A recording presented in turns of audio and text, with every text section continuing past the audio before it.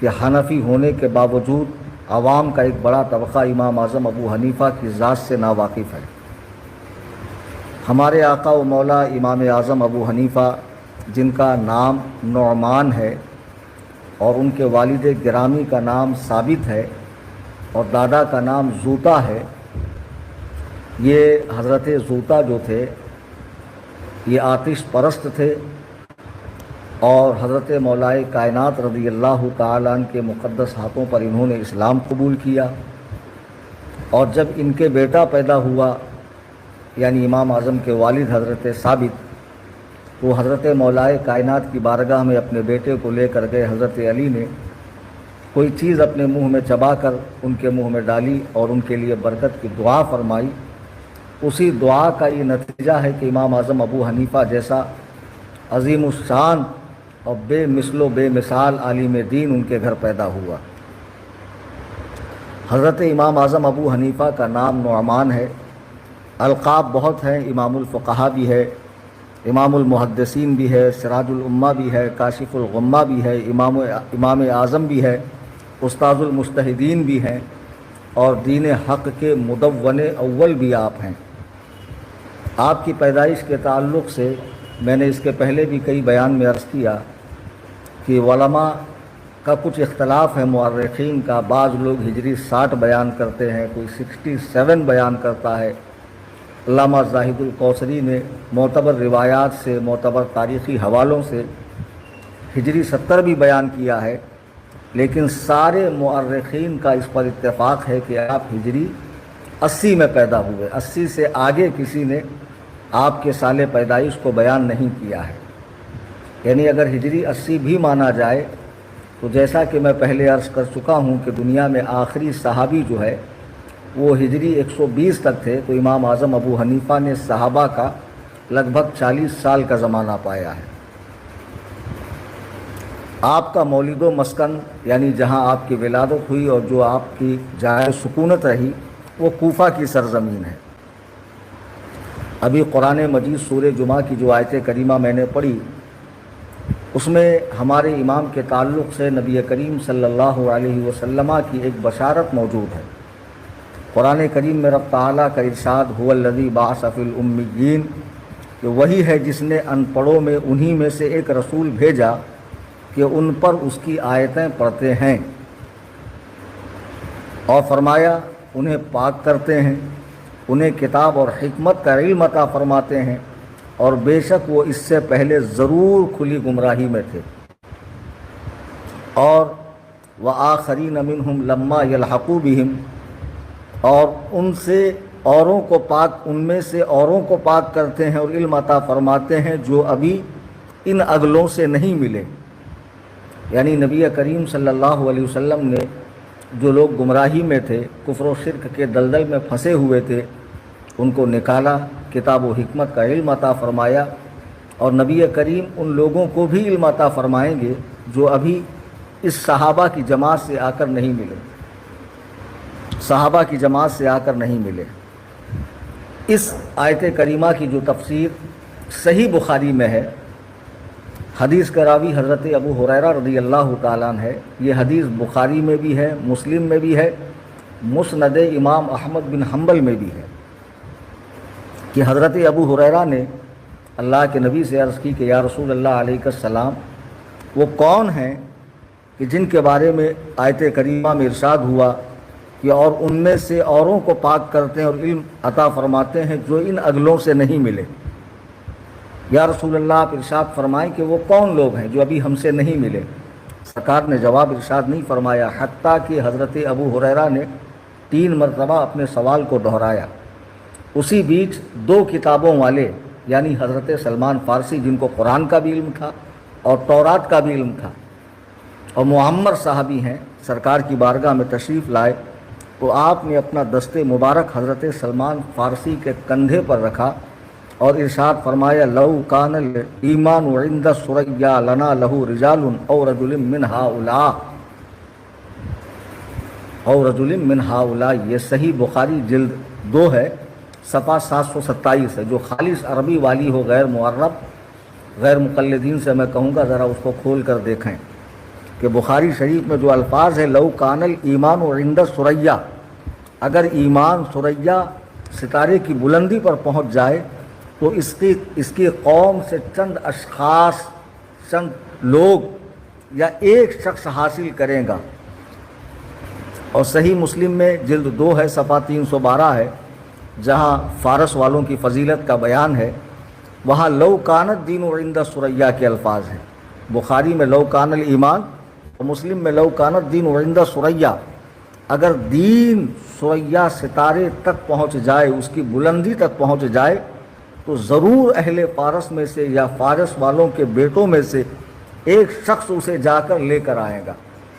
اور امام احمد بن حنبل نے لو کان العلم عند ثریا، ایک جگہ بخاری میں ایمان کا لفظ آیا ہے، مسلم میں دین کا لفظ آیا ہے، اور مسند امام احمد بن حنبل میں علم کا لفظ آیا ہے کہ جب علم ثریا ستارے کی بلندی پر پہنچے گا تو اس کی قوم میں سے ایک شخص اسے لے کر آئے گا۔ اس حدیث کے متعلق امام سیوطی تمییز الصحیفہ میں، جس کا صفحہ 3 ہے، لکھتے ہیں کہ حضرت امام ابو حنیفہ کی اس حدیث میں بشارت دی ہے،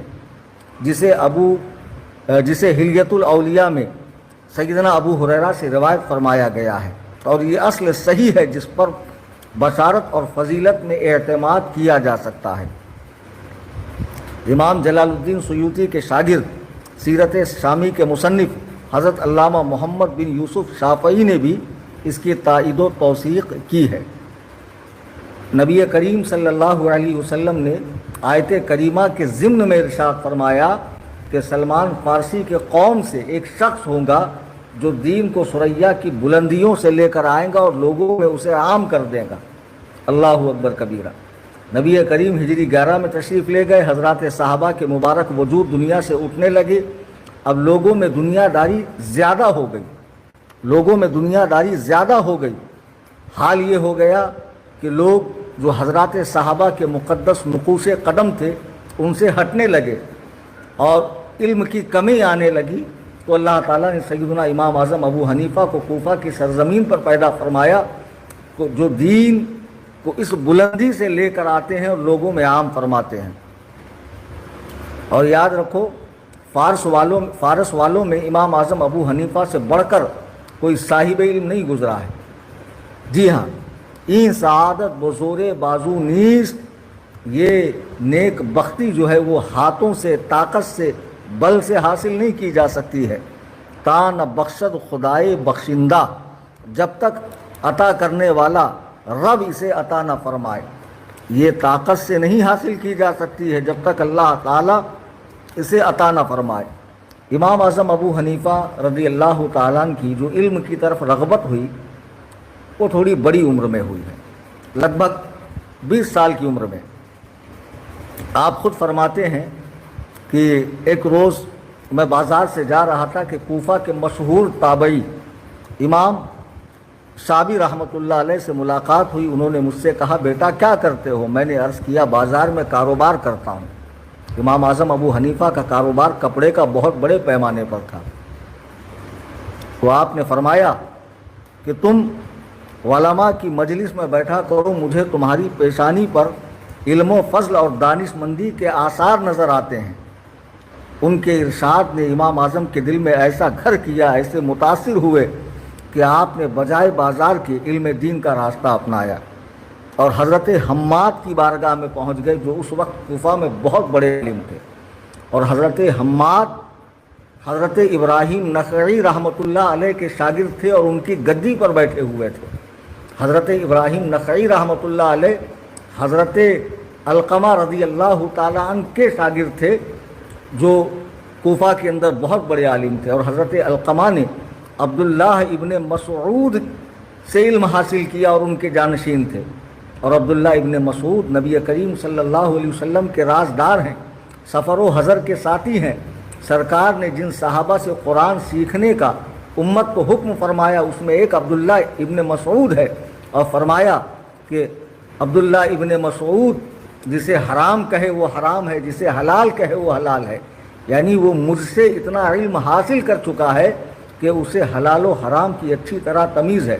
یہی وہ عبداللہ ابن مسعود ہیں کہ جب کوفہ میں آئے تو آپ کے علم سے استفادہ کرنے والے اتنے ہو گئے کہ مولائے کائنات شیر خدا جب کوفہ میں تشریف لائے تو آپ نے دیکھا کہ شاگردان عبداللہ ابن مسعود سے پورا کے پورا میدان بھر گیا ہے۔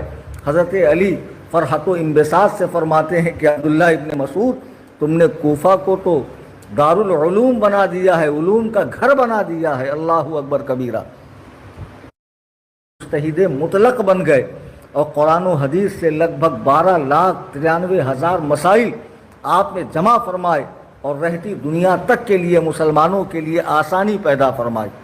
امام اعظم ابو حنیفہ کی ذات بڑی خصوصیات کی حامل ہے۔ کوئی ایک وصف ہو، دو وصف ہو، ایک خوبی ہو، دو خوبی ہو تو انسان بیان کرے، حقیقت یہ ہے کہ آپ کی ذات مقدسہ پر کلام کرنے کے لیے اور آپ کی شخصیت کا حقیقی تعارف کرنے کے لیے مہینوں لگ جائیں گے اور نہ جانے کتنی نشستوں میں کئی گھنٹے بیان کرنا پڑے گا، تب جا کر آپ کی شخصیت پر مکمل بات ہو سکے گی۔ ہم چند باتیں یہاں عرض کریں گے۔ جیسا کہ میں نے عرض کیا کہ امام اعظم کی ولادت ہجری 80 میں کوفہ کی سرزمین پر ہوئی اور آپ کو علم کی طرف راغب کرنے والے حضرت امام ابن سیرین رحمۃ اللہ علیہ ہے۔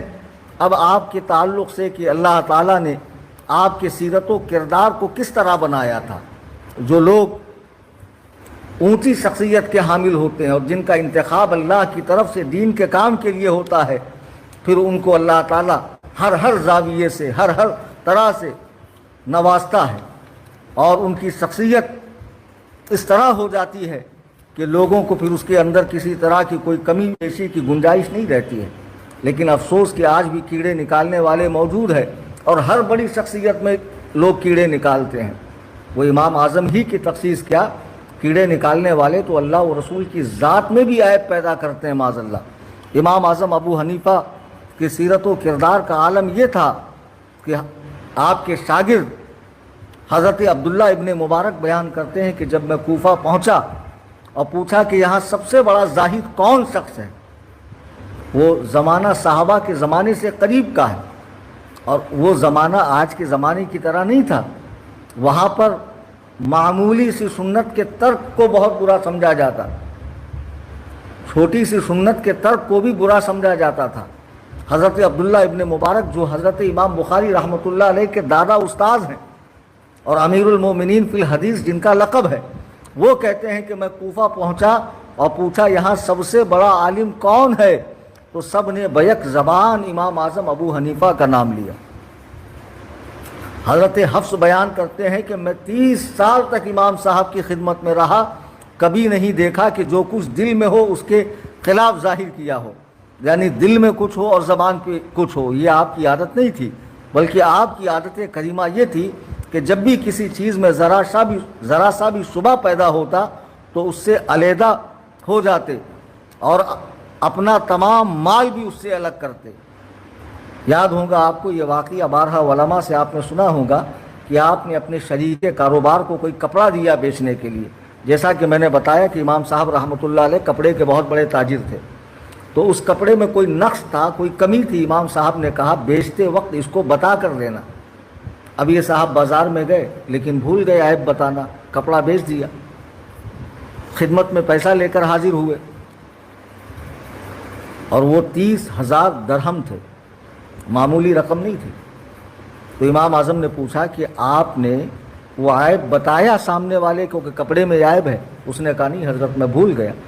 امام اعظم نے سارا کے سارا مال صدقہ کر دیا، اللہ اکبر کبیرہ، سارا کے سارا مال صدقہ کر دیا۔ آج مسلمان کہے جانے والے، اللہ و رسول کے نام کا دم بھرنے والے، امام عالی مقام سیدنا امام حسین کا غم منانے والے، آپ سے محبت کرنے والے، اولیاء اللہ کے زندہ باد ہونے کے نعرہ لگانے والے، آج ہم مسلمانوں کا یہ حال ہے کہ ہم ہماری عیب دار چیزوں کو خوبی بتا کر بیچتے ہیں۔ ابھی پچھلے دنوں میرے ساتھ ایک حادثہ ہوا کہ میں نے اپنی کوئی چیز بیچی، ایک مسلمان کو بیچی، یہ حقیقی بات بتا رہا ہوں میں آپ کو۔ ان صاحب نے جب مجھے پیسے دیے تو اس میں 2-3 نوٹ ایسی تھی کہ جس میں بھارتیہ بچوں کا بینک لکھا ہوا تھا اور چپکا کر مجھے دے دی۔ میں نے لے لیا، اب میں نے کسی کو پیمنٹ کر دیا سامنے، اب مجھے نہیں پتا تھا کہ اس کے اندر اس طرح کی بات ہے۔ اب ان صاحب نے مجھے 2 دن بعد فون کر کے بتایا کہ آپ نے جو نوٹ مجھے دی ہے اس کے اندر بھارتیہ بچوں کا بینک، یعنی آدھی اصلی ہے اور آدھی نقلی ہے، کہیں سے پھٹ گئی ہوگی تو انہوں نے بچوں کی نوٹ کو اس میں چپکا دیا اور مجھے تھما دیا۔ اب 2 دن بعد جب وہ صاحب فون کر رہے ہیں تو میں نے ان سے ضرور واپس لیا، بھائی میں میری ذات سے کسی مسلمان کا کیوں نقصان کروں، لیکن جنہوں نے مجھے دیا ان کو ذرا سا تو سوچنا چاہیے۔ اور جس امام کی ہم تقلید کر رہے ہیں ان کا کہ احتیاط کا عالم یہ ہے کہ بغیر عیب بتائے کپڑا بیچا اور رقم حاصل ہوئی تو ساری کے ساری رقم راہ خدا میں خرچ کر دی۔ امام یزید بن ہارون رحمۃ اللہ علیہ جو شروع میں امام اعظم کے بڑے مخالف تھے، لیکن پھر بعد میں ایسے مداح ہوئے اور ایسے چاہنے والے ہوئے کہ ان کی مجلس میں کسی نے امام اعظم کی شان میں گستاخی کی تو امام یزید بن ہارون بہت دیر تک خاموش رہے۔ لوگوں نے آپ سے کہا خدا آپ پر رحم فرمائے، ہمیں آگاہ کیجئے معاملہ کیا ہے؟ آپ نے فرمایا ابو حنیفہ متقی تھے، پاکیزہ شخصیت کے مالک تھے، دنیا سے بے نیاز تھے، زبان کے سچے تھے اور اپنے زمانے کے بہت بڑے حافظ الحدیث تھے۔ امام اعظم کی حزم و احتیاط، زہد و تقویٰ کی چند مثالیں میں نے اوپر بھی پیش کی، اور یہ زہد و تقویٰ وہ چیز ہے کہ جس کے ذریعے بندہ اللہ کا تقرب حاصل کرتا ہے، اور امام صاحب کا زہد و تقویٰ تو بے مثال تھا۔ آج بھی جس کا شہرہ زبان خلق پر ہے اور دنیا اعتراف کرتی ہے کہ واقعی امام اعظم ابو حنیفہ بڑے متقی پرہیزگار، کہ جس نے 40 سال تک عشاء کی وضو سے فجر کی نماز پڑھی ہو، اور کوفہ شہر میں جب ایک بکری چوری ہو گئی تو آپ نے قصائی کو بلا کر پوچھا کہ بکری کی عمر کتنی ہوتی ہے؟ اس نے کہا 7 سال۔ امام اعظم ابو حنیفہ نے 7 سال تک اس کا گوشت تناول نہیں فرمایا۔ کیا ضروری تھا کہ وہ چوری کی بکری آپ ہی کے قصائی کے پاس آتی؟ کوئی ضروری بات تھی؟ کیا ضروری تھا کہ وہ کوفہ ہی میں ذبح ہوتی؟ کسی اور شہر بھی تو منتقل ہو سکتی تھی، اور شریعت نے آپ کو اس کا مکلف نہیں بنایا کہ آپ اس کی تحقیق کرتے۔ اور قصائی سے ہرگز گوشت خریدنا ناجائز و حرام نہیں تھا، لیکن یہ آپ کا تقویٰ تھا، آپ کا احتیاط تھا کہ آپ نے 7 سال تک بکری کا گوشت تناول نہیں فرمایا اور اپنے نفس پہ قابو رکھا۔ آج جو لوگ ولایت کے دعوے دار ہیں، جب بریانی کی پلیٹیں بھر کے آتی ہے، کوفتے اور شیرمال اور طرح طرح کے پکوان آتے ہیں تو گلے تک ٹھوستے ہیں، اور جب قوالی کی محفل ہوتی تو بھانگڑا ڈالنے لگتے ہیں، اور جب نمازوں کا وقت آتا تو پیر پسار کر سوتے ہیں، کعبے میں نماز پڑھتے ہیں۔ ان حرام خور جاہلوں کو امام اعظم ابو حنیفہ کی زندگی سے سبق حاصل کرنا چاہیے۔ امام اعظم ابو حنیفہ کی زندگی سے سبق حاصل کرنا چاہیے کہ ہمارے اسلاف و ائمہ کے پاس یہی وہ عظیم دولت تھی کہ جس کی بنیاد پر ہر جگہ وہ کامیابی اور کامرانی کے جھنڈے گاڑا کرتے تھے۔ اللہ تعالیٰ انہیں ہر میدان میں سرخرو فرمایا کرتا تھا۔ تقویٰ و پرہیزگاری کی اہمیت و افادیت سے انکار نہیں کیا جا سکتا ہے۔ رب تعالیٰ نے قرآن کریم میں جگہ جگہ تقویٰ کے متعلق فرمایا ان المتقین فی جنات و نہر، بے شک پرہیزگار متقی باغوں اور نہر میں رہیں گے۔ ان اللہ یحب المتقین، بے شک اللہ تعالیٰ پرہیزگار لوگوں کو دوست رکھتا ہے۔ ان اولیاؤہ الا المتقون، بے شک پرہیزگار لوگ ہی اللہ کے ولی ہیں۔ ان المتقین فی جنات و نعیم، بے شک پرہیزگار باغوں اور چین کی زندگی گزاریں گے، باغوں کے اندر چین کی زندگی گزاریں گے۔ افسوس جب سے ہم نے اس قیمتی سرمایہ کو فراموش کر دیا اور اس کی اہمیت و افادیت کو ختم کر دیا، کامیابیوں نے ہم سے رخ موڑ لیا۔ دیکھیے امام اعظم نے جب اسے مضبوطی سے پکڑا تو خالق کائنات نے کس قدر عظمت و رفعت، سر بلندی و سرفرازی انہیں عطا فرمائی۔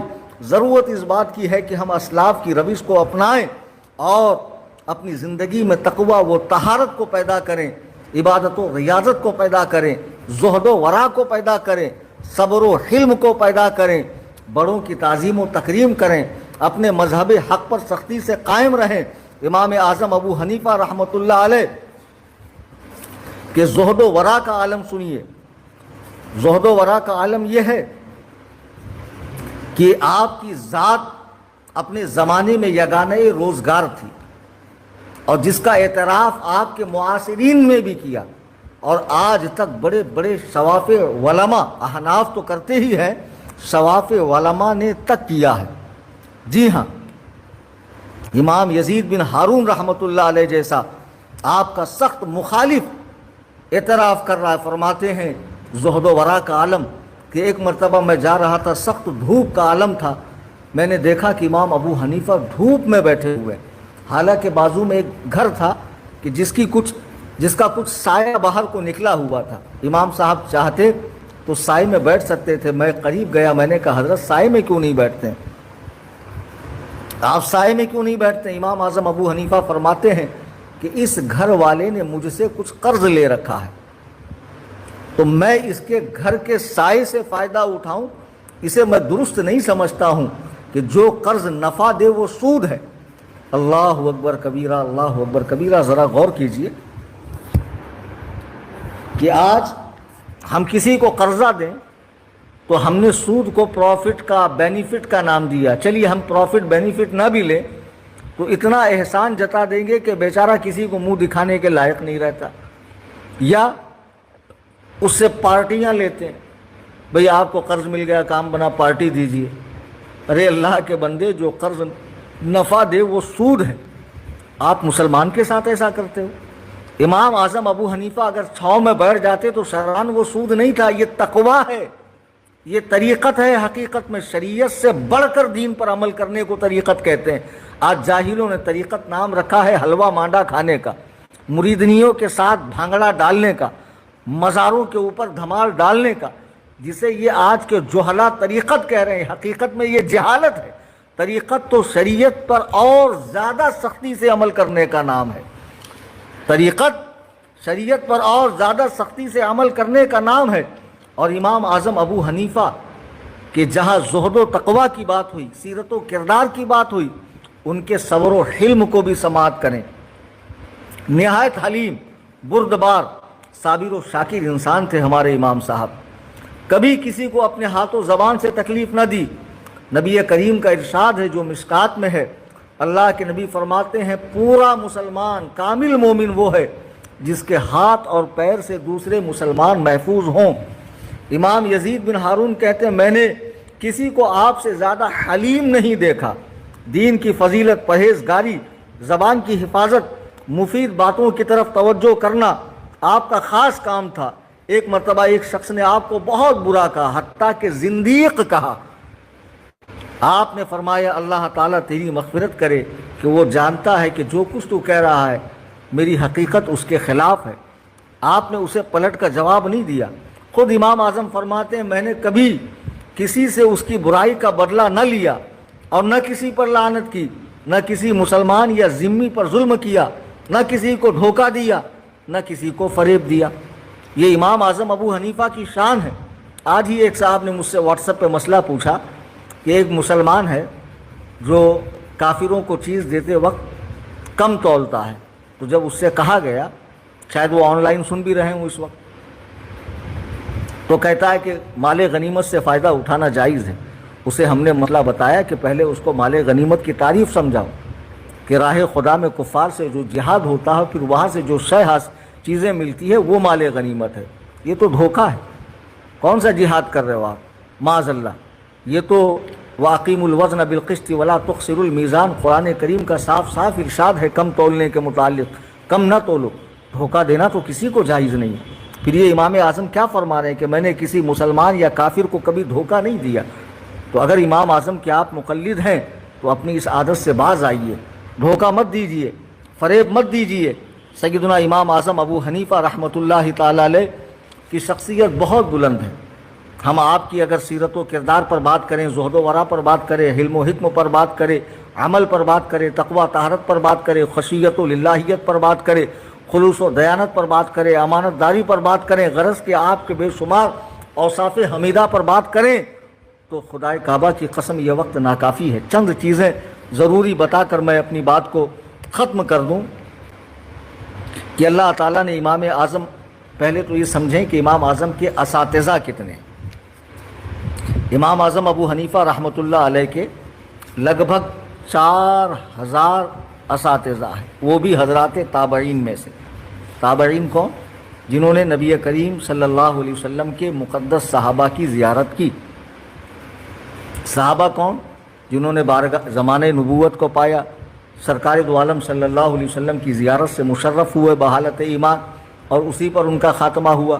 اور اللہ کے نبی فرماتے ہیں کہ خیر القرون قرنی ثم الذین یلونہم ثم الذین یلونہم، کہ سب سے بہترین زمانہ میرا پھر اس کے بعد کا، یعنی میرے صحابہ کا زمانہ بہترین ہے پھر اس کے بعد کا، یعنی امام اعظم کے زمانے کو بھی حضور نے بہترین زمانہ فرمایا ہے۔ امام اعظم ابو حنیفہ چونکہ کوفہ شہر میں پیدا ہوئے، تو میں نے بتایا کہ عبداللہ ابن مسعود سے جب حضرت مولائے کائنات ملنے آئے تو شاگردان عبداللہ ابن مسعود سے کوفہ کا پورا میدان بھر گیا تھا۔ تو کوفہ ایسی جگہ تھی جس کا ہر گھر بقعۂ نور بن گیا تھا، جس کا ہر گھر دارالحدیث اور دارالفقہ اور دارالتفسیر بنا ہوا تھا۔ ہزاروں طالبان علوم نبوت اپنی پیاس بجھانے کے لیے کوفہ کا رخ کیا کرتے تھے۔ حقیقت یہ ہے کہ کوفہ شہر کو مرکز علم و فن ہونے کا جو شرف و امتیاز حاصل ہوا، یہ سب اصحاب رسول نبی کریم صلی اللہ علیہ وسلم کے تقریباً 1500 صحابہ کوفہ میں تشریف لائے۔ کتنے؟ 1500، جس میں بدر والے بھی تھے، بیعت رضوان والے بھی تھے۔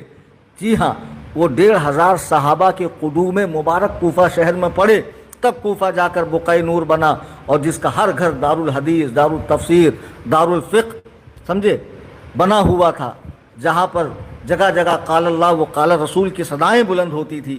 وہی ہمارے امام اعظم ابو حنیفہ کا مولد و مسکن تھا، جس کی وجہ سے یقیناً آپ کو بے شمار اجلہ و اکابرین محدثین و فقہاء سے شرف تلمذ بھی رہا، یعنی شاگردی کا شرف رہا۔ ایک مرتبہ خلیفہ منصور نے امام اعظم سے پوچھا کہ آپ نے کس سے علم حاصل کیا؟ تو مسند امام اعظم میں ہے صفحہ 311 پر، یہ تاریخ بغداد میں ہے صفحہ 334 پر، جس کی جلد 13 ہے، کہ خلیفہ منصور نے پوچھا کہ آپ کو کن لوگوں سے علم حاصل کیا ہے؟ امام اعظم فرماتے ہیں میں نے حضرت عمر کا علم ان کے شاگردوں سے، حضرت علی کرم اللہ وجہہ الکریم کا علم ان کے شاگردوں سے، اور عبداللہ ابن مسعود کا علم ان کے شاگردوں سے، اور عبداللہ ابن عباس کا علم ان کے شاگردوں سے حاصل کیا۔ تو منصور نے کہا بے شک آپ نے اپنے علم کو پکا کر لیا، بے شک آپ نے اپنے علم کو پکا کیا، یعنی آپ اتنے پختہ علم والے ہیں کہ اب آپ کے مقابلے میں کوئی ٹک ہی نہیں سکتا ہے۔ امام سیف الائمہ رحمۃ اللہ علیہ فرماتے ہیں کہ امام اعظم ابو حنیفہ نے 4000 تابعین سے شرف تلمذ حاصل کیا ہے، بے شمار اساتذہ ہیں امام صاحب کے۔ یہاں میں ایک دلچسپ واقعہ بتاؤں گا کہ ایک مرتبہ شوافع یعنی امام شافعی رحمۃ اللہ علیہ کے مقلدین اور امام اعظم ابو حنیفہ کے مقلدین میں بحث چھڑ گئی، کون زیادہ قابل ہے،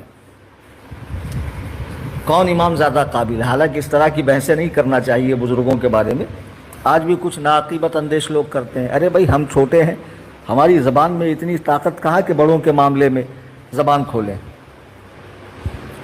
بہرحال اس کو جو ہے وہاں بحث چھڑنے لگی گروہ شوافع میں اور احناف میں دونوں، میرا امام افضل، میرا امام افضل۔ تو سیدنا امام ابو عبداللہ بن ابی حفص الکبیر رحمہ اللہ کا وہاں سے گزر ہوا، تو ان بحث کرنے والوں کے بیچ آپ بیٹھ گئے، پوچھا بھئی بات کیا ہے؟ تو کہا امام کو لے کر بحث چل رہی ہے، امام کو لے کر بحث چل رہی ہے۔ تو امام ابو عبداللہ نے پوچھا شوافع سے ذرا بتاؤ کہ تمہارے امام کے استاذ کتنے ہیں؟ تو شافعی حضرات نے گنوانا شروع کیا تو 80 کے قریب نکلے۔ احناف سے پوچھا تم اپنے امام کے استاذوں کا نام بتاؤ، جب احناف نے گنانا شروع کیا تو 4000 نکلے۔ تو امام ابو عبداللہ نے فرمایا کہ جس کے استاذ زیادہ اس کا علم زیادہ، بھئی جس نے 80 استاذ سے علم حاصل کیا ہوگا، ظاہر سی بات ہے اگر ایک استاذ سے ایک حدیث لیا ہوگا تو 80 حدیث، 2 لیا ہوگا تو 160 حدیث۔ امام صاحب نے اگر ایک استاذ سے ایک حدیث لی ہوں گی تو 4000 حدیث، 2 لی ہوں گی تو 8000 حدیث۔ تو امام ابو عبداللہ فرماتے ہیں کہ یہ امام اعظم کی امام شافعی پہ ادنا فضیلت ہے۔ جی ہاں، ہمارے امام اعظم ابو حنیفہ نے 4000 اساتذہ سے علم دین حاصل کیا، اور آپ کو شرف تابعیت ہے، آپ کو شرف تابعیت ہے، آپ نے صحابہ کی زیارت کی ہے۔ خود آپ کا بیان ہے، مسند امام اعظم دیکھ لیں جس کا صفحہ 36 ہے، فرماتے ہیں میں ہجری 80 میں پیدا ہوا، اپنے والد کے ساتھ ہجری 96 میں حج پر گیا۔ اس وقت میری عمر 16 سال تھی۔ جب میں مسجد حرام میں گیا تو بہت سے لوگوں کو حلقہ بنائے بیٹھے ہوئے دیکھا، تو میں نے اپنے والد سے پوچھا کہ یہ کس بزرگ کا حلقہ ہے، یہ کس کا گروپ ہے؟ تو انہوں نے فرمایا یہ حلقہ حضور کے صحابی عبداللہ بن حارث الزبیدی کا ہے۔ تو میں آگے بڑھا اور ان کو یہ فرماتے سنا کہ وہ کہتے ہیں کہ میں نے رسول اللہ سے سنا ہے کہ جس شخص نے اللہ تعالیٰ کے دین کی مکمل سمجھ اور اس کا علم حاصل کیا تو اللہ اس کے لیے کافی ہے، اور اسے ایسی جگہ سے رزق عطا فرمائے گا جہاں اس نے سوچا بھی نہیں ہوگا۔ جی ہاں، امام اعظم ابو حنیفہ نے عبداللہ بن حارث سے جو ہے براہ راست یہ حدیث سنی، اور آپ کی کئی صحابہ سے ملاقات ہے، مختلف تعداد ہے، 70 صحابہ کی بھی ہے، 20 صحابہ کی بھی ہے، 6 صحابہ یا 7 صحابہ سے آپ کا حدیث روایت کرنا بھی ثابت ہے۔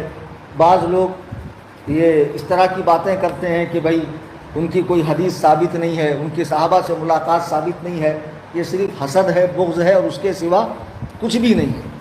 جیسے ہمارے امام صاحب نے 4000 اساتذہ سے علم حاصل کیا، تو اللہ تعالیٰ نے آپ کو بے مثال ذہانت عطا فرمائی۔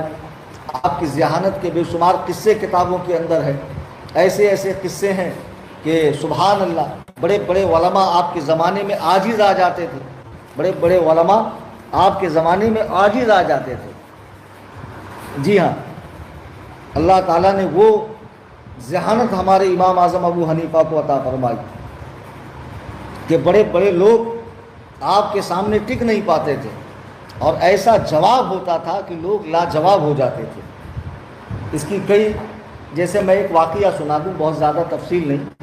کوفہ میں اس زمانے میں محمد بن عبد الرحمن ابن ابی لیلہ جو منصب قضات پر فائز تھے، قاضی تھے وہاں سے، اور 30 برسوں سے فیصلے کر رہے تھے لوگوں کے۔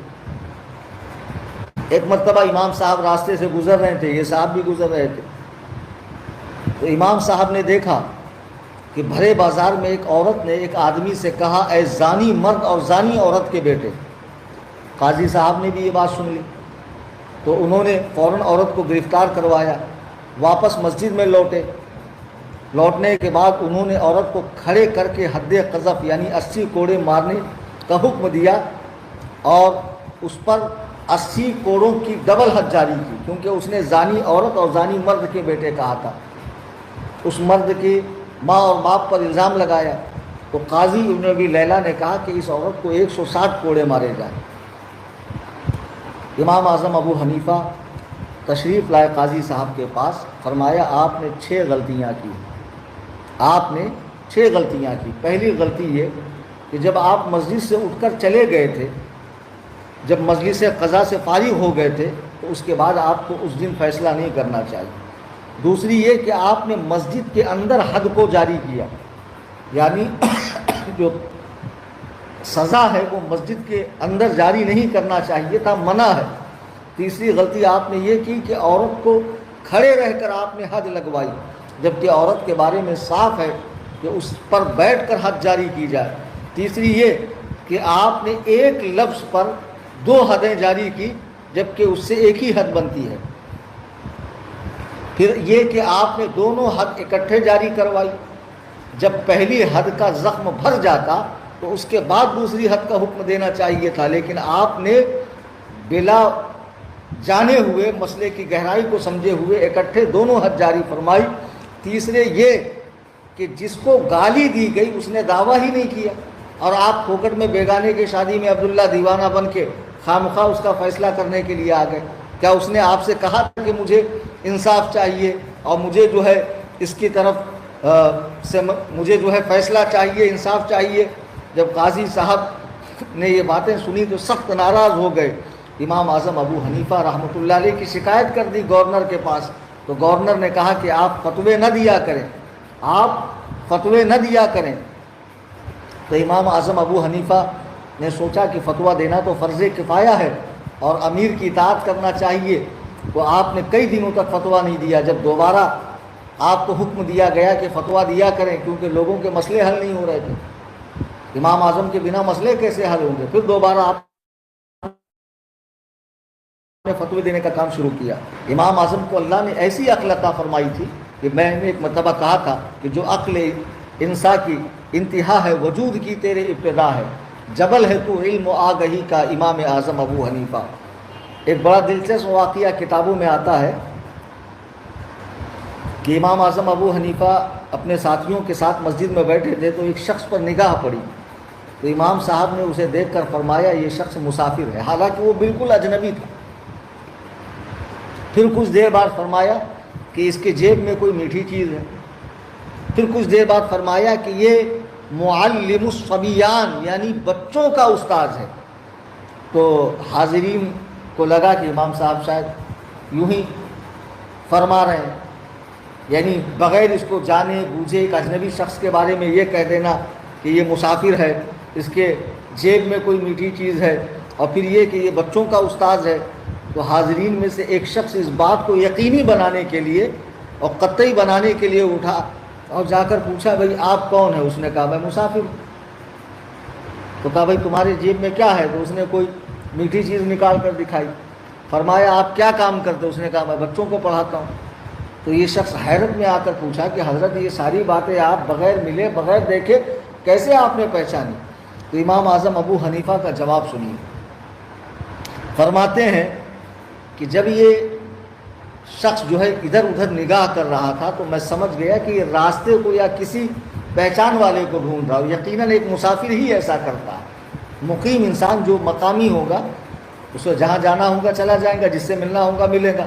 لیکن اس کی نظریں بتا رہی تھی کہ یہ اس علاقے کا نہیں، یہ مسافر ہے. دوسرا، اس کے جیب کے پاس مکھی بیٹھی ہوئی تھی تو مکھی اسی جگہ بیٹھتی جہاں کوئی میٹھی چیز ہو. تیسرا یہ کہ یہ بچوں کو بہت تیز نگاہوں سے گھور گھور کے دیکھ رہا تھا. میں سمجھ گیا کیونکہ بچے پڑھانے والوں کی اکثر یہ عادت ہوتی ہے کہ وہ بچوں کو اکثر گھور کر دیکھتے ہیں. اللہ اکبر کبیرہ. اب سوچئے کہ جس کے علم و ذہانت، عقل اور شعور کا یہ عالم ہو، اور ایسی پختہ عقل جسے اللہ نے عطا فرمائی ہو، اس کے علم و ذہانت کا اور قرآن و سنت کے علم کا کیا عالم ہوگا. ایسے سینکڑوں واقعات ہیں. ایک واقعہ بھی ذہن میں آیا کہ آپ کے پڑوس میں ایک چوری ہو گئی. اب چور نے چوری کرنے کے بعد گھر والے کو قسم دی کہ اگر کسی کو بتا دیا تو تیری بیوی کو 3 طلاق. اب سارا کچھ چھوڑ گیا ایک چادر کے علاوہ، اور دوسرے دن بازار میں وہ غریب دیکھ رہا ہے کہ میرے گھر کا سامان بک رہا، لیکن بول بھی نہیں سکتا کہ یہ چور ہے کیونکہ بیوی کو طلاق پڑ جائے گی. اب اسی کپڑے میں لپیٹا ہوا امام اعظم کے پاس آیا. تو امام اعظم نے پوچھا کیا ہوا؟ تو کہا حضرت چوری ہو گئی لیکن چور کا نام نہیں بتا سکتا. تو اس زمانے میں چور لوگ بھی بڑے ایسے نہیں تھے کہ اگر چور ہے تو پھر پورا دین ہی چھوڑ دو، یعنی کچھ برا کر رہے ہو تو کچھ اچھا کرنے کی گنجائش ہی نہیں ہے، کچھ برا کر رہے ہو تو کچھ اچھا بھی کر لو. نمازی بھی ہوتے تھے چور. امام اعظم نے دوسرے دن فجر کی نماز میں جب سارے لوگ حاضر تھے تو اپنی عقل و ذہانت کا اس طرح ثبوت دیا کہ صدر دروازے پہ کھڑے رہے اور اس کو اپنے بغل میں کھڑا کیا، اور ایک ایک شخص جو مسجد سے نکلتا تو آپ پوچھتے یہ تیرا چور ہے؟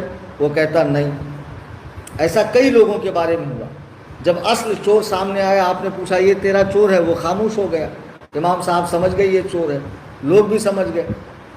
پھر معاملہ پیش ہوا گورنر کے پاس اور ساری کی ساری چیز اسے مل گئی.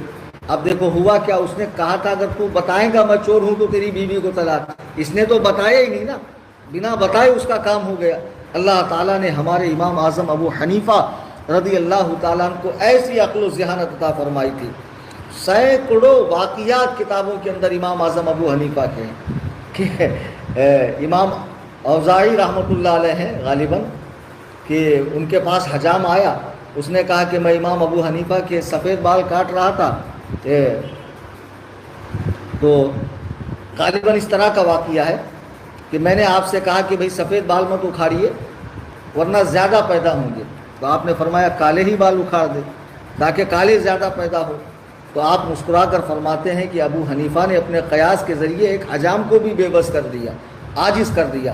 اللہ تعالیٰ نے ہمارے امام صاحب رحمۃ اللہ علیہ کو وہ جو ہے عقل و ذہانت عطا فرمائی تھی، اور عبادت و ریاضت میں بھی آپ کا کوئی ثانی نہیں تھا۔ 40 سال تک عشاء کی وضو سے فرض کی نماز پڑھنا اور ایک ایک نشست میں پورا قرآن کریم پڑھنا، 100 مرتبہ حالت خواب میں اللہ سبحانہ و تعالیٰ کا دیدار کرنا، نبی کریم صلی اللہ تعالی علیہ وسلم کی کئی مرتبہ زیارت کرنا، اللہ اکبر کبیرہ، نبی کریم صلی اللہ علیہ وسلم کی زیارت کرنا، ائمہ اہل بیت کی صحبت اختیار کرنا، جیسے امام باقر رحمۃ اللہ علیہ کی، امام جعفر رحمۃ اللہ علیہ کی، بے شمار فضائل ہیں امام اعظم ابو حنیفہ کے، اور یہاں تک کہ عبادت و ریاضت میں بھی آپ کے زمانے میں آپ کا کوئی ثانی نہیں تھا۔ جی ہاں، اور علم و تقوی کا حال دیکھیے، عبادت و ریاضت کا حال دیکھیے، آپ جس شعبے میں امام اعظم کو دیکھیں گے وہ آپ کو یکتائے زمانہ نظر آئیں گے۔ جی ہاں، اتنی خوبیاں اور اتنی صلاحیتیں آپ کے ذات کے اندر اللہ تعالیٰ نے رکھ دی تھی، بے شمار خوبیاں ہیں۔ چند چیزیں میں عرض کر دیتا ہوں کہ امام اعظم ابو حنیفہ کی جو نمایاں خصوصیات ہے اس میں یہ کہ آپ سب سے پہلے اس دین کے جمع فرمانے والے ہیں۔ آپ زمانہ خیر القرون میں پیدا ہوئے، جسے اللہ کے نبی نے بہترین زمانہ فرمایا۔ آپ زمانہ صحابہ میں ہی منصب افتاء و اجتہاد پر فائز ہوئے اور فتاوی نویسی کا کام آپ نے شروع کیا۔ امام اعمش جب حج کے لیے جانے لگے تو باوجود بہت بڑے عالم ہونے کے مناسک حج آپ نے امام اعظم ابو حنیفہ سے لکھوایا اور فرمایا کہ میرے علم میں فرض و نفل کا ان سے زیادہ جانکار کوئی نہیں ہے، فرض و نفل کا ان سے بڑا جانکار کوئی نہیں ہے۔ آپ جب خلیفہ کے دربار میں گئے تو ایک شخص عیسیٰ بن موسیٰ نے خلیفہ سے کہا کہ آپ کے پاس روئے زمین کا سب سے بڑا عالم آیا ہے۔ جی ہاں، آپ اپنے زمانے میں قرآن و حدیث کے بہت بڑے عالم تھے۔ امام اعظم ابو حنیفہ رضی اللہ تعالیٰ نے سب سے پہلے فقہ کو مدون کیا، کتب و ابواب پر ترتیب دیا، جس طرح آج ہے۔ سیدنا امام مالک رحمۃ اللہ علیہ نے موطا میں آپ ہی کا اتباع کیا ہے۔ آپ کی فقہ کو اللہ تعالیٰ نے دنیا کے کونے کونے میں پہنچایا۔ آج دنیا میں جو مسلمان ہیں اہل سنت و جماعت، اس میں بڑا حصہ آپ ہی کے مقلدین کا ہے، بڑا حصہ آپ ہی کے مقلدین کا ہے۔ آپ کے زمانے میں ہی آپ کا مذہب ہند، سندھ، روم، ترکی اور ماوراء النہر تک پہنچ گیا۔ امام اعظم ابو حنیفہ کے مقلدین مسلمانوں میں سب سے بڑی تعداد میں ہیں۔ جی ہاں، اور آپ پر جن لوگوں نے جرح کی، آپ پر جن لوگوں نے بکواس کی، ان کا جواب ائمہ شوافع علماء نے بھی خوب دیا ہے، احناف نے بھی بہت دیا ہے، مالکیہ نے بھی دیا ہے، حنابلہ نے بھی دیا ہے۔ امام اعظم ابو حنیفہ کے مذہب کو اللہ تعالیٰ نے وہ تقویت اور وہ شان عطا فرمائی کہ آج دنیا میں سب سے زیادہ احناف ہیں اور انشاءاللہ قیامت تک رہیں گے۔ یہ پدہ پدی کا شوربہ جو آج کل ماڈرن فرقہ پیدا ہوا غیر مقلدین کا، جو بانس لگا کر اونچا ہونا چاہتے ہیں، ان گدھوں کو بتاؤ کہ پیروں میں بانس لگانے سے کوئی اونچا نہیں بنتا ہے، ان کی کیا اوقات ہے۔ امام اعظم ابو حنیفہ رحمۃ اللہ علیہ کو رب تعالیٰ نے اونچا کیا ہے۔ جسے اللہ تعالیٰ اونچا کرے اسے کون گھٹا سکتا؟ گھٹانے والے خود گھٹ جائیں گے، خود مٹ جائیں گے، نام و نشان ختم ہو جائے گا۔ 100 سال پہلے تک جو کوئی قابل ذکر نہیں تھے، جن کا وجود نہیں تھا، آج یہ شریر ٹولہ جگہ جگہ مساجد میں گھس کر لوگوں کی نمازوں میں خلل ڈالتا ہے۔ تمہاری نماز تو کوفی نماز ہے، اور تمہاری نماز تو ایسی ہے، اور کوفہ والے تو یوں ہیں، کوفہ والے تو یوں ہیں۔ ان گدھوں کو بتاؤ کہ کوفہ میں 1500 صحابہ تشریف لائے۔ کوفہ تو علم و فضل کا ایک شہر تھا، اور امام اعظم کو اللہ تعالیٰ نے وہیں پیدا فرمایا، اور آپ کے ذریعے اللہ تعالیٰ نے دین کا اتنا بڑا کام لیا۔ آپ کی بشارت تو حدیث پاک میں موجود ہے، جیسا کہ شروع میں نے عرض کیا، حضرت مولائے کائنات علی مرتضیٰ نے آپ کے والد کے لیے دعا کی کہ اللہ تعالیٰ ان کی اولاد میں برکت عطا فرمائے اور ان کے ذریعے دین کی خدمت لے۔ بے شک حضرت مولا کائنات کی دعا رائے گا نہیں جائیں گی، یقیناً وہ کارگر ہوئی اور صحیح ثابت ہوئی، اور دنیا نے امام اعظم ابو حنیفہ جیسا عالم پایا۔ امام اعظم رضی اللہ تعالیٰ عنہ جو بے شمار خصوصیات کے حامل تھے، انشاءاللہ تفصیلی بیان میں پھر کبھی کروں گا، وقت کافی ہو گیا ہے۔ اب چند باتیں عرض کر کے میں اپنی بات کو ختم کر دوں۔ امام اعظم ابو حنیفہ رحمۃ اللہ علیہ کو خلیفہ منصور نے اپنے زمانے میں عہدہ قاضی کا عہدہ پیش کیا، قاضی القضات کا۔ جو لوگ کہتے ہیں کہ حنفی مذہب بادشاہوں کے ذریعے پھیلا ہے، جب امام اعظم کو یہ گولڈن چانس ملا، امام اعظم اگر قاضی القضات بن جاتے تو پوری دنیا میں آپ کے مذہب کے سوا کوئی مذہب نہ ہوتا، لیکن آپ کے تقوی و احتیاط کا یہ عالم تھا کہ آپ نے قاضی القضات بننا پسند نہیں فرمایا۔ آپ نے قاضی القضات بننا پسند نہیں فرمایا۔ بادشاہ کو اتنا غصہ آیا، خلیفہ کو اتنا غصہ آیا کہ اس نے آپ کو قید کروا دیا، اور قید کروا کر روزانہ آپ کو جو ہے کوڑے مارے جاتے۔ اس بڑھاپے کے اندر آپ کو روزانہ کوڑے مارے جاتے، آپ کا مبارک خون جسم سے نکل کر آپ کی ایڑیوں پہ گرنے لگتا، اور روزانہ 10 کوڑے آپ کو پابندی سے مارے جاتے۔ اس ظلم و تشدد کے باوجود بھی آپ کے پائے استقلال میں جنبش نہیں آئی، اور نہ آپ کے دل میں حرص دنیا جاگی، نہ جاہ و منصب کا خیال دل میں آیا۔ جب بادشاہ نے دیکھا بات اس طرح بھی نہیں بنے گی تو آپ کو زہر دیا گیا، جس کا اثر جب آپ کو محسوس ہونے لگا تو آپ سجدے میں چلے گئے، اور سجدے کی حالت ہی میں دنیا اسلام کا یہ عظیم ستون، بشارت نبی، دعائے مولا علی، امام الائمہ، سراج الامہ، کاشف الغمہ، استاذ المجتہدین، جس کا اتباع بڑے بڑے مجتہدین نے کیا، محدثین نے کیا، فقہا نے کیا، جس کی غلامی کا پٹا بڑے بڑے اولیاء اللہ کے گردن میں ہے، جس کا مذہب صبح قیامت تک چلے گا، جس کے بارے میں امام عبد الوہاب الشعرانی رحمہ اللہ فرماتے ہیں، جو شافعی عالم ہے، کہ میں نے دیکھا کہ حضور کے سینہ مبارک سے 5 نہریں نکلی ہیں، ایک نہر آگے جا کے سوکھ گئی، 4 نہریں چل رہی ہیں، قیامت کے قریب 3 نہر سوکھ جائیں گی، ایک نہر چلتی رہے گی۔ اس نہر کا نام مذہب حنفی ہے۔ جب حضرت عیسیٰ آسمان سے تشریف لائیں گے، اللہ کے نبی ہیں، جب وہ فیصلے فرمائیں گے تو ان کے فیصلے مذہب حنفی کی تائید کریں گے، یعنی ان کے فیصلے ایسے ہوں گے جس سے مذہب حنفی کی تائید ہوں گی۔ دنیا اسلام کا یہ جلیل القدر عظیم، دنیا اسلام کی جلیل القدر ہستی، اسلامی ستونوں میں سے، اسلام کے 4 ستونوں میں سے ایک ستون سیدنا امام اعظم ابو حنیفہ پر اتنا ظلم و تشدد کیا گیا کہ آپ کو کوڑے مارے جاتے، اس کے باوجود جب کوئی بات نہ بنتی نظر آئی، زہر دیا گیا۔ بحالت سجدہ ہجری 150 2 شعبان کو آپ اس دار فانی سے کوچ کر گئے۔ جب لوگوں کو پتہ چلا تو لوگوں کی حالت خراب ہو گئی، رونے لگے۔ اعلیٰ حضرت امام اہل سنت رضی اللہ تعالیٰ عنہ فتاوی رضویہ جلد 9 صفحہ 341 پر لکھتے ہیں کہ آپ کے صاحبزادے حضرت حماد نے آپ کی نماز پڑھائی، آپ پر کل 6 مرتبہ نماز جنازہ پڑھی گئی، اور ہر بار 50,000 لوگ تھے، یعنی تقریباً 6 لاکھ لوگوں نے آج سے 1300 سال پہلے آپ کی نماز جنازہ پڑھی۔ آخر میں آپ کے بیٹے حضرت حماد نے نماز جنازہ پڑھی، اس کے بعد پھر آپ کی نماز جنازہ نہیں ہوئی۔ جب امام شافعی رحمۃ اللہ علیہ کو خبر ملی تو آپ نے دعا پڑھی، انا للہ و انا الیہ راجعون، اور فرمایا کوفہ سے علم کا نور بجھ گیا، اب اس کی مثل لوگ نہیں دیکھیں گے، یعنی اس کی مثال لوگ نہیں دیکھیں گے۔ ہجری 459 پر آپ کی مزار پر گنبد بنایا گیا۔ آپ کی وفات کے بعد بڑے بڑے ائمہ حدیث نے، ائمہ فقہ نے غم کا اظہار کیا، اور کتابوں میں آتا ہے کہ آپ کی مزار کے پاس جنات نوحے کرتے تھے، اور ایک آواز آتی تھی، فقیہ چلا گیا، فقیہ چلا گیا، اب تمہارے لیے فقہ نہیں، تو اللہ سے ڈرو، ان کے جانشین بنو۔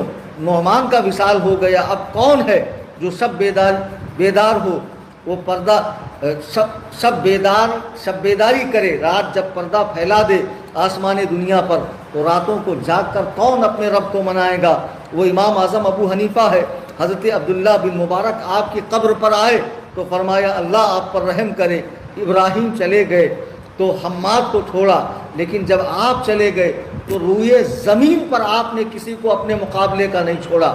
جب عبداللہ ابن مسعود گئے تو انہوں نے علقمہ کو چھوڑا، علقمہ گئے تو ابراہیم کو چھوڑا، ابراہیم گئے تو حماد کو چھوڑا، حماد نے آپ کو ایسا بنایا کہ روئے زمین پر اب آپ کے بعد آپ جیسا کوئی ہے ہی نہیں۔ اللہ اکبر کبیرہ۔ یہ عبداللہ ابن مبارک ہیں کہ جو امام بخاری رحمۃ اللہ علیہ کے دادا استاد ہیں۔ آج کے یہ لونڈے امام اعظم کی حدیث دانی پر کلام کرتے ہیں، فقہ پر کلام کرتے ہیں، آپ کے قیاس کو لے کر طرح طرح کی باتیں کرتے ہیں۔ میں فقیر کلیم حنفی رضوی ہمہ وقت انہیں چیلنج مناظرہ دیتا ہوں کہ اگر کسی کے مانے جنا ہو تو مذہب حنفی پر، احناف کے مسائل پر، امام اعظم کی ذات پر، آپ کی حدیث دانی پر، آپ کے علم الفقہ پر، آپ کے قیاس پر، آپ کے استخراج پر جو بھی بات کرنا چاہے آ کر ہم سے بات کر لے۔ الحمدللہ تنظیم سنی جمعیت الاحناف جو 8 سال کے عرصے سے میں نے بنائی ہے، امام اعظم ابو حنیفہ کی ذات پر کام کر رہی ہے۔ اور اے حنفیو، اے میرا بیان سننے والوں، امام اعظم سے محبت رکھنے والوں، جس امام کا احسان تم پر پیدا ہونے سے لے کے مرنے تک، حتیٰ کہ مرنے کے بعد بھی جب قیامت کے میدان میں نفسا نفسی کا عالم ہوگا، قرآن کہہ رہا کل اناس بامامہم، ہر شخص کو ہم اس کے امام کے ساتھ بلائیں گے، تو تمہیں کہا جائے گا اے ابو حنیفہ کے مقلدو ادھر آؤ۔ ہم شان سے امام اعظم ابو حنیفہ کے گروہ میں شامل ہو کر رب تعالیٰ کی بارگاہ میں حاضری دیں گے۔ اسی امام کے لیے ہم کچھ کر نہیں سکتے ہیں۔ امام اعظم نے جو احسان ہم پر کیا ہے، خدائے کعبہ کی قسم، اگر ہم اپنے دل و جگر کی چمڑیاں نکال کر جوتیاں بنا کر امام اعظم کو پیش کرتے تب بھی آپ کا حق ادا نہیں ہوتا۔ لیکن ہم یہ تو کر سکتے ہیں کہ اپنے امام کی بارگاہ میں محبت اور خلوص سے نذرانہ عقیدت بصورت اصالِ ثواب پیش کریں۔ تنظیم سنی جمعیت الاحناف کی جانب سے 11 مارچ کو 100 سنیوں کو راشن تقسیم کیا جائے گا۔ ایک فیملی کا پارسل 1293 روپے کا ہے۔ میں چاہوں گا کہ ہر حنفی بھائی اس میں حصہ لیں۔ تفصیلات کے لیے آپ میرے نمبر۔ امام اعظم ابو حنیفہ رضی اللہ تعالیٰ عنہ کی سیرت پر